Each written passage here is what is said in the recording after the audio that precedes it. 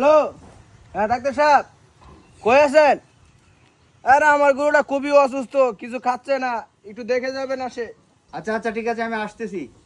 আমার ফিসটা কিন্তু একটু বেশি লাগবে। আচ্ছা ঠিক আছে, আমি গরুটার কাজটা শেষ করে আমি আসছি আসছি।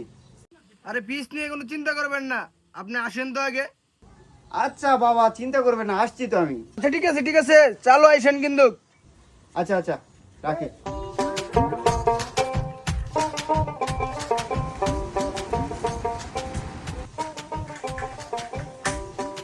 কি হয়েছে আপনার গরু, কি হয়েছে?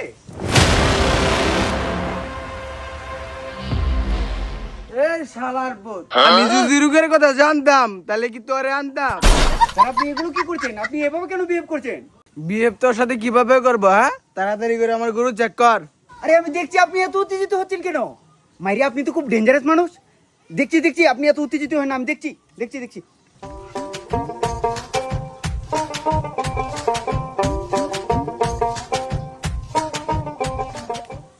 আপনার গরুর তো তেমন ভাবে কোনো সমস্যা নেই। এই আবহাওয়ার সঙ্গে সঙ্গে অ্যালার্জি হওয়ার সম্ভাবনা আছে। এটা সময়ের সাথে সাথে পরিবর্তন হয়ে যাবে, তেমন ভাবে ওষুধও দিতে হবে না।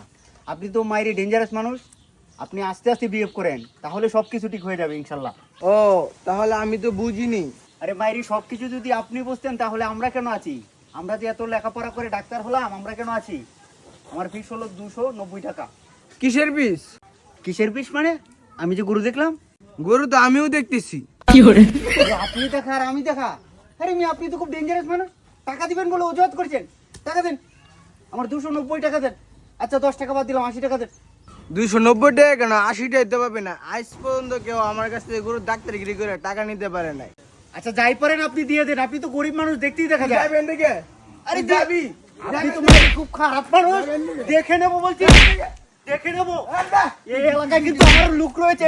তুই আপনি আমার গায়ে হাত দিয়েছেন, দেখে নেবো।